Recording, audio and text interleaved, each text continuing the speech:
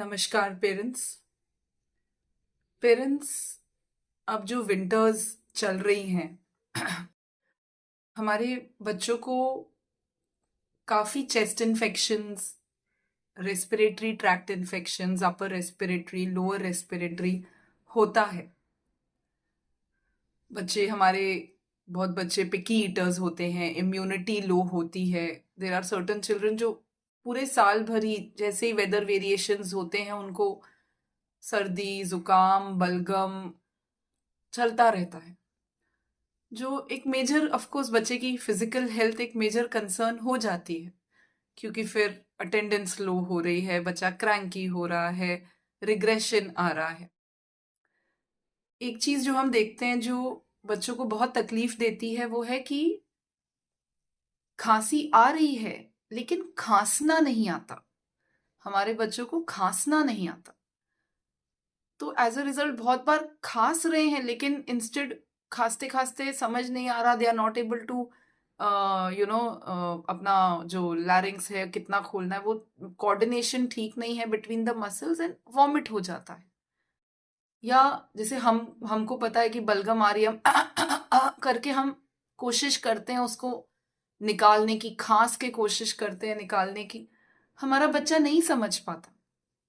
बहुत बच्चे को इतना कंजेशन होता है कि it is a source of discomfort to the child. वो जब सांस लेते हैं तो हम देख वो सुनाई देता है, सो ये बहुत मेजर इशू है जिसके कारण एंटीबायोटिक्स देनी पड़ती हैं, एंटीहिस्टामिनिक्स अलग अलग दवाइयां देनी पड़ती हैं, उनसे अलग बिहेवियरल इश्यूज क्रिएट होते हैं। सो ये सब ऑन अ रेगुलर बेसिस हमारे बच्चे और families they are going through this, है ना। सो हम आपके लिए एक बहुत ही बेसिक ट्यूटोरियल लाए हैं, एक डेमो लाए हैं अबाउट चेस्ट परकशन, जो माँ अपने बच्चे के साथ कर सकती है। बहुत ही सिंपल तरीका है, बहुत ही आसान है। देख के कोई भी माँ, कोई भी पेरेंट अपने बच्चे के ऊपर ये अप्लाई कर सकता है, राइट। क्यों अप्लाई करना है और किसको अप्लाई करना है? बच्चे जिनको बहुत खांसी है, जिनको बहुत बलगम है, जिनको बार बार repeatedly upper respiratory tract infections होते हैं, बहुत खांसते हैं, तो जो बच्चे अपना म्यूकस, अपना जो बलगम है वो बाहर नहीं निकाल पाते, राइट, या जो खुल के खांस नहीं पाते, नहीं खांस पाते, हमारे कुछ बच्चे हैं they don't know how to cough, या किस इंटेंसिटी पे कफ करना है नहीं समझता बच्चों को, तो ये उनके लिए है। मेरा अपना भाई अभी बड़े हो गए हैं बट स्टिल ही बहुत बार he is not able to cough sufficiently कि वो अपना वो बलगम, अपना वो म्यूकस ट्रैक्ट क्लियर कर पाए। सो उनको भी चेस्ट फिजियो हम करते हैं, और जब से कर रहे हैं आई सी दैट हाँ इम्प्रूवमेंट है। उनकी जो कफ होती है वो बहुत रिड्यूस्ड है, इनफैक्ट ना के बराबर है। वरना वो एक बार बीमार हुए तो ये 3-4 महीना जो सर्दियां चलती हैं वो खांसते ही रहते हैं, बट जब से ये कर रहे हैं सो आई थॉट मैं आप लोगों को भी बताऊं। सो ये will help to throw out that mucus, right. करना कैसे है वो हमारे एक्सपर्ट डॉक्टर सिद्धार्थ आपको डेमोन्स्ट्रेट करेंगे। He is a MD medicine, a physician. Just pointers में एक बार वो बताएंगे, मैं एम जस्ट हाईलाइटिंग देम। ये जो चेस्ट परकशन है ये हाथों से करते हैं, हाथों का कप बना के करते हैं, ठीक है, इस तरीके से। ऐसे ऐसे नहीं, ऐसे जब हम करते हैं तो ये आवाज आती है, ऐसे करते हैं तो ये आवाज आती है, ऐसे करना है, ठीक है। कप बना के, हाथ का कप बना के छाती पे करेंगे, चेस्ट पे, इट इज चेस्ट फिजियो, तो छाती पे करना है। छाती मतलब जहां रिब केज है, हमारी जो रिब्स हैं, हड्डियां हैं जो हमारे लंग्स को प्रोटेक्ट करती हैं, उस पे करना है ना। हमारा जो छाती के अंदर हमारे लंग्स हैं, लंग्स को प्रोटेक्ट करता है हमारा रिब केज, हड्डियां।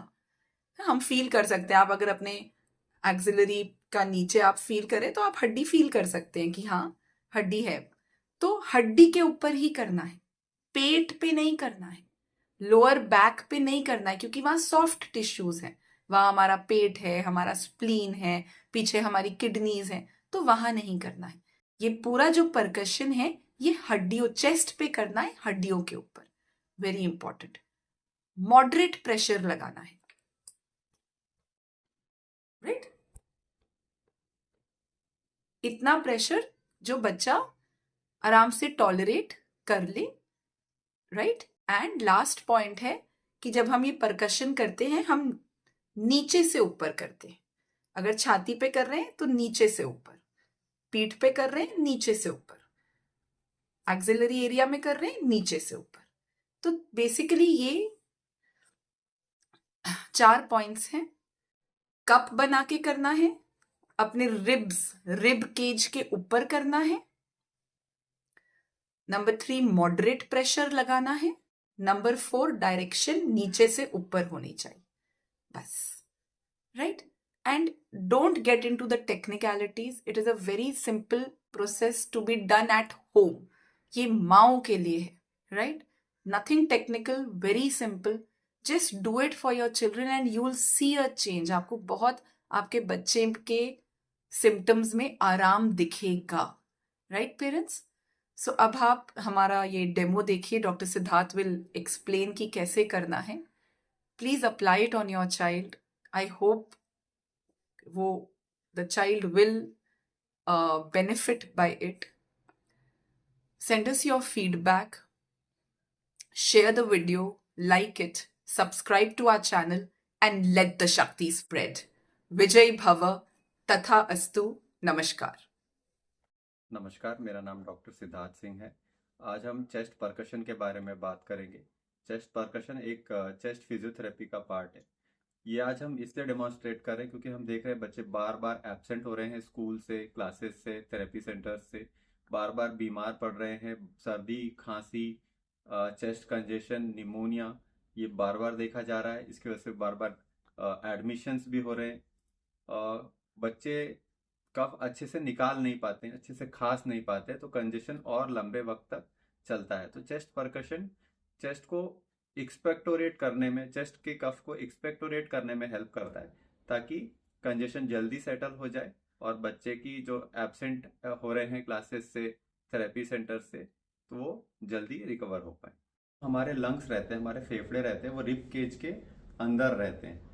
तो हमें जब भी चेस्ट परकशन करना है सिर्फ रिब केज के ऊपर ही करना है, उसके नीचे नहीं जाना है, क्योंकि इसके नीचे वाइटल ऑर्गन्स, किडनी, लीवर और स्प्लीन रहते हैं, तो उनको हाथ उस पर परकस नहीं करना है। सेकेंडली, हमें हाथ को ऐसे कप की तरह, इस प्रकार कप की तरह बनाना है और छाती पे प्रेशर देना है मॉडरेट फोर्स के साथ। डेमोन्स्ट्रेशन हम लगाने जा रहे हैं।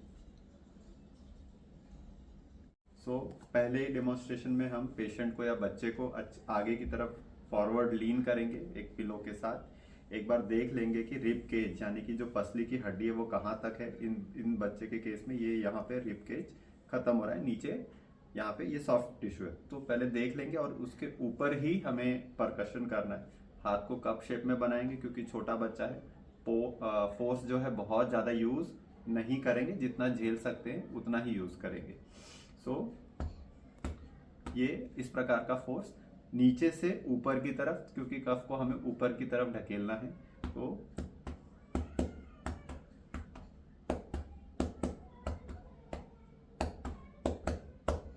Same way other side also.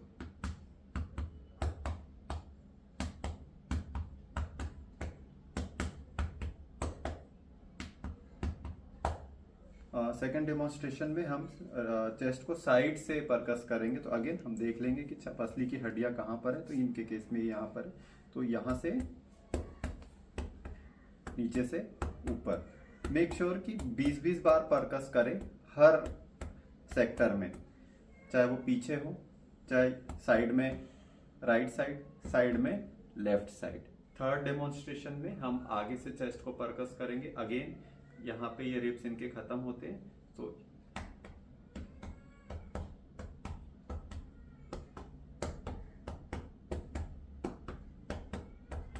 हर सेक्टर में 20-20 टाइम्स करेंगे।